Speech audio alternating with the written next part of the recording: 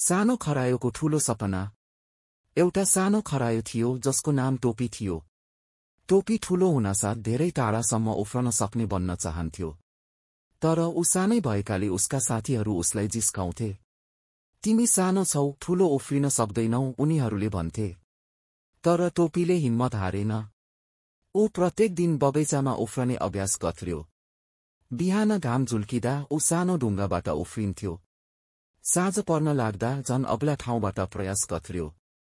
एक दिन जंगलमा एउटा ठूलो खाल्डो परियो। टोपीका साथीहरू अड्किए। सबै डराए, तर टोपीले भित्रैदेखि आँख निकाल्यो। ऊ आफ्नो सक्दो बल लगाएर उफ्रियो र खाल्डो पार गर्यो। त्यसपछि ऊ फेरि उफ्रियो र सबैलाई बचायो। सबै साथीहरू अचम्मित भए। टोपी, तिमी साँच्चै नै ठूलो उफ्रिन सक्छौ, उनीहरूले हर्षले भने। टोपी खुसी भयो।